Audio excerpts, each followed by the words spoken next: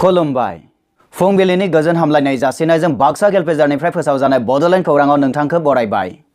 दिनैनि रादाबखौ फरायदों आं रामेन बर'आ।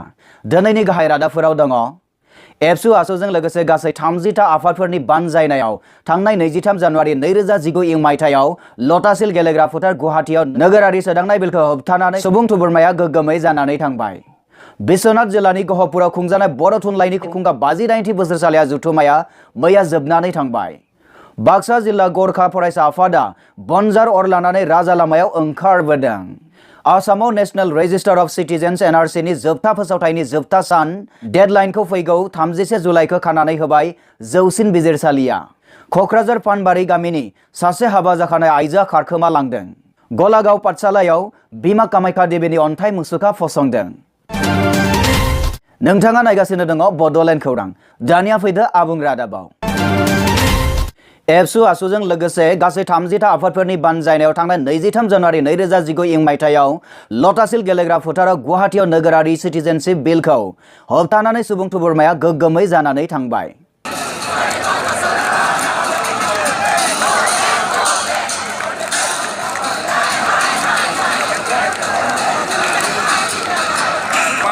बे हाबाफारियाव दुलाराय बर' फरायसा आफादनि आफादगिरि प्रमद बर'आबो बाहागो लाहैदोंमोन।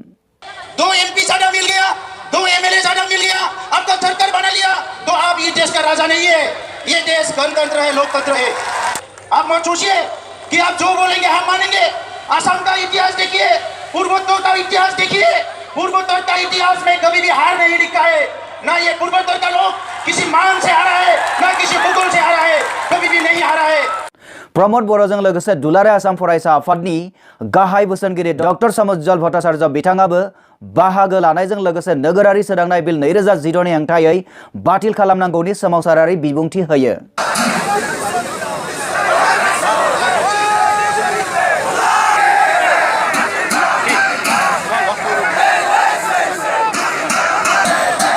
बे हाबाफारियावनो बाहागो लायो आसाम प्राकृतिक कवि सम्मेलननि बिबानगिरि बिथांमोना।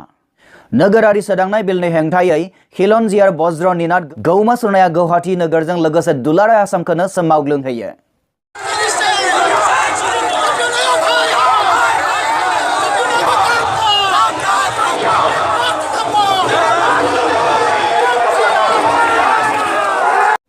बे रादाबखौ जोंनिसिम दैथायहरदों तामुलपुरनिफ्राय मनेश्वर बर' बिथाङा।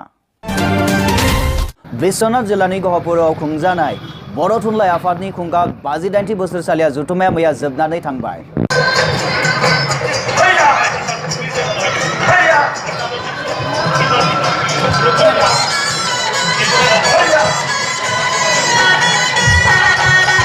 सानथामनि गोगोम हाबाफारिजों 22 जानुवारि खालारनिफ्राय जागायनाय मेहेरगोनां जथुमाया मैया 24 जानुवारियाव गेवलां मेल आरो जोबथा हाबाफारि हारिमु मोनाबिलिजों जोबनानै थाङो। सार्भाइवल अफ फिटनेस जाय मानसिया मानेकि फिटनेस बेसोर थांनानै थागोन बेबायदि माखासे खोथा स्लगान दङ दारवेना बुंलांदों। बे हिसाबै जोङो बादायलायनायाव जोङो मुखुब थानो नांसिगोन। गुबुन हारि बायदि जोङो मोनसे आब्रुथि गोनां हारि हिसाबै बर' थुनलाइ आफादनि आफादगिरि मुस्रि तरेन बर' बिथांनि मासिगिरिनि सामलायनायाव बेखेयाव बिबुंथि लाखियो रायदाव आफादनि आफादगिरि बिथाङा। गाबगोनां हारिमुआरि मोसाखावरिनि मोसानाया नायगिरिनि गोसो बोहोनायजों लोगोसे जथुमाखौ जिउ गोनां खालामो। दुलाराय आसामनि खनला खनला जायगानिफ्राय बाहागो लायो सानथ्रहायै बर' रायजो राजा बिथांमोना। नोंथाङा नायगासिनो दङ बड'लेण्ड खौरां। बाक्सा जिल्ला गोरखा फरायसा आफादा बनजार अर लानानै राजा लामायाव ओंखारबोदों। नोगोरारि सोदांनाय आयेन 2016 बिलखौ हेंथा खालामनानै बाक्सा जिल्ला गोरखा फरायसा आफादा तामुलपुर महकुमानि बेन्दों सिङाव थानाय कुमारिकाटायाव मैया मोनाबिलिनि 6 रिंगायाव 4 माइलसो गोलाव आखायाव बनजार अर लानानै हान्थिदों। 30টা জনগোষ্ঠীয় সংগঠনে ঐক্যবদ্ধ হৈ যিটো বিধেয়কটো আমি বাতিল কৰিছো আৰু আমাৰ গোৰ্খা ছাত্ৰ সন্থাৰ তৰফৰ পৰা এইটো এটা আজিৰ এই জোৰ সমদলৰ যোগেদি মেছেজ দিব বিচাৰিছো যে কেন্দ্ৰ চৰকাৰ আৰু ৰাজ্য চৰকাৰে অতি সোনকালে এই বিধেয়কখন বাতিল কৰক। बाक्सा जिल्लानि गोरखा फरायसा आफादनि आफादगिरि राजु बजगाई बिथाङा आसाम सरकार आरो भारत सरकारखौ गोख्रों रावजों सोंखारियो। जुदि नोगोरारि सोदांनाय बिलखौ मावफुङोब्ला जों जिरायनानै थाया आरो बेनिख्रुइ गिथावनासिनै जांख्रिखांगोन आरो थुंग्रि लानानै राजा लामायाव ओंखारलांगोन होननानै सोंखारिदों। বিচাৰিছোঁ যে কেন্দ্ৰ চৰকাৰ আৰু ৰাজ্য চৰকাৰে অতি সোনকালে এই বিধেয়কখন বাতিল কৰক, নহ'লে আমাৰ 30টা জনগোষ্ঠীয় ছাত্ৰ সংগঠনৰ ঐক্যবদ্ধত অহা দিনবোৰত আমি ইয়াৰ চাই তীব্ৰতৰ গণতান্ত্ৰিক আন্দোলন কৰিবলৈ বাধ্য হ'ম। आसाम सरकार हाय हाय BJP go back Sarbananda Sonowal हुसियार बांग्लादेश खेदो खेदो खेदो वही खेदी विदेशी खेदो आक्सू लॉन्ग लीव जय गोरखा जय मा काली आयो गोरखाली जातीय नायक मुर्दाबाद बायदि बायदि स्लोगानजों होसिख्रावनानै थासारिखौ दुंहाव खालामो।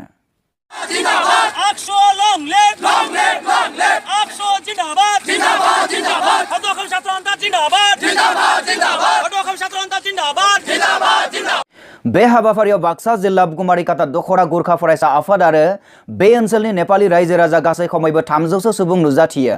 बे रादाबखौ जोंनिसिम दैथायहरदों तामुलपुरनिफ्राय मनेश्वर बर' बिथाङा।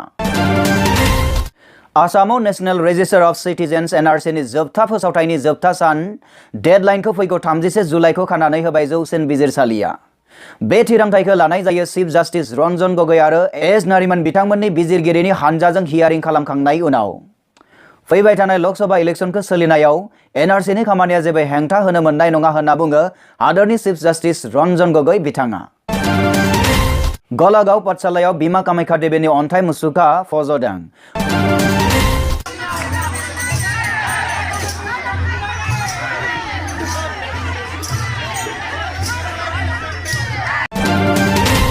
गलागाव पाठशाला पाम आबादारि संघआ थांनाय 23 जानुवारि खालाराव बिमा कामाख्या देवीनि अन्थाइ मुसुखाखौ गाजा गोमजायै गायसननाय जायो।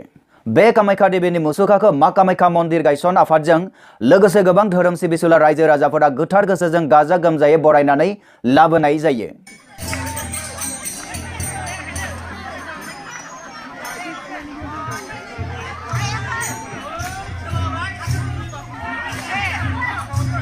खाम जथा दामनानै लामा थारै मोसानानै बरायना लाबोनाय मा कामाख्या देवीनि मुसुखाखौ फज'नाय जायो।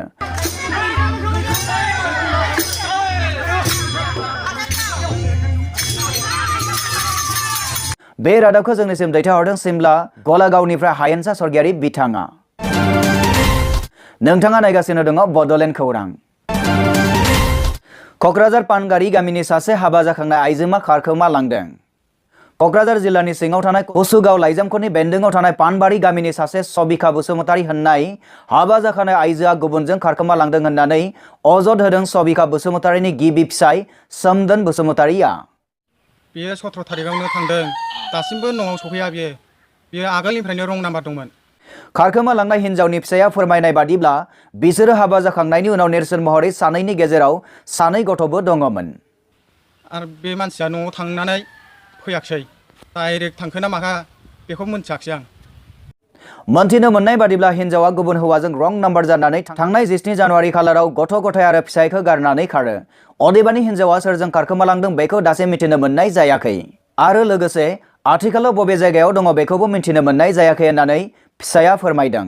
बेनि अनगायैबो आयेननि बेबस्था महरै खारखोमा लांनाय आइजोनि सायाव जेबो केस होनाय जायाखै होननानै जोंनिसिम खौरां दैथायहरदों क'क्राझारनिफ्राय जोमै बसुमतारी बिथाङा। बेजों लोगोसे दिनैनि रादाबाबो एसेनोसै। गोजोन्थों।